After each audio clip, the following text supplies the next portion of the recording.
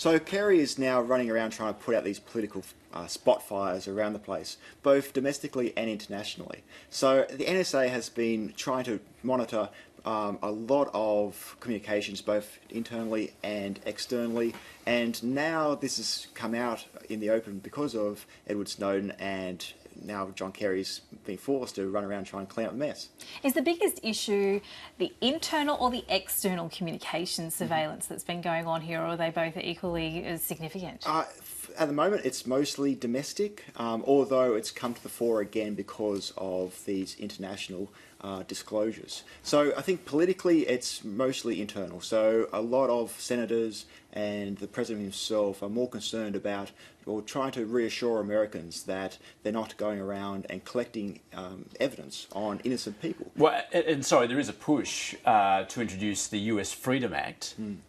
Now, that essentially would pull back on the surveillance programs and perhaps gather information in a more focused way. What would that mean? Yeah, so the Freedom Act is supposed to, well, work against some of the more contentious issues associated with the Patriot Act of earlier on, which allowed the NSA to have far-reaching powers, and powers they went far beyond what the lawmakers initially intended. So it's going to make the NSA far more specific and targeted in its surveillance. So it's not going to stop the surveillance, but rather than just using this straw net technique of just trying to gather up data on both the emails, phone calls and financial records of a lot of Americans and then storing it, it's going to make the collection of the data more specific. Because it does make you wonder, with the amount of information that's apparently being scrutinised here, how useful can all that information be? I mean, it's a massive amount of information. Yeah, exactly. So, but the NSA's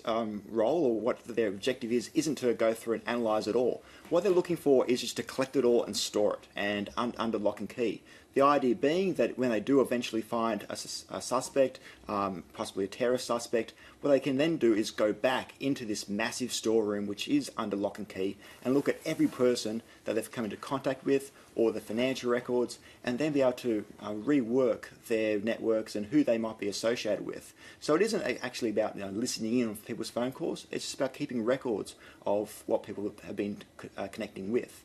Now, the NSA doesn't see this as a problem. They say we're not actually spying on people, all we're doing is keeping records for future investigations. Whereas the critics of the technique is saying, well, you are actually collecting evidence against innocent people.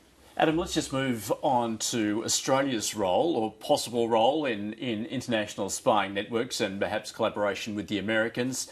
Now, certainly, we've just had news overnight, of course, of a drone attack in Pakistan having killed the leader of the Pakistani Taliban. There is speculation that Australia may be involved in this drone program with monitoring communications and so on out of Pine Gap and so on. What do we know of any Australian involvement, particularly with the use of drones? It's all secret, and so it's hard to really get a firm grasp on what Australia's role is. What the disclosures seem to suggest is that the Australian embassies have been involved with keeping tabs on some of our close neighbours and friends. So Indonesia has been mentioned overnight, same with China and Thailand, and a few other embassies around the place have been used to share information with the Americans. This isn't in of itself a huge revelation, because we already know that embassies on all countries are used to keep tabs on the countries that they're based in.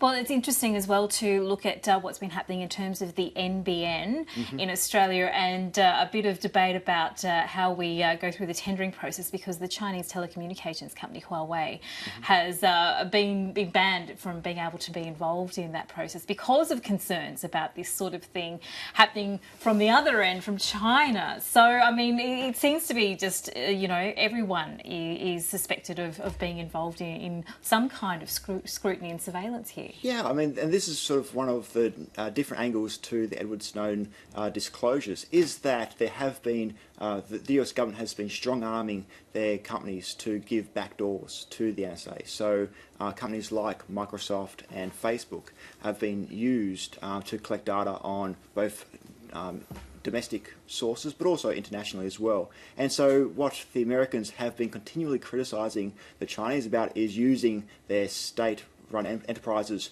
to allow spying. And so now we've said that the Americans have been doing something quite similar, and so this means that the allegations against Huawei and other Chinese companies are losing a little of its potency.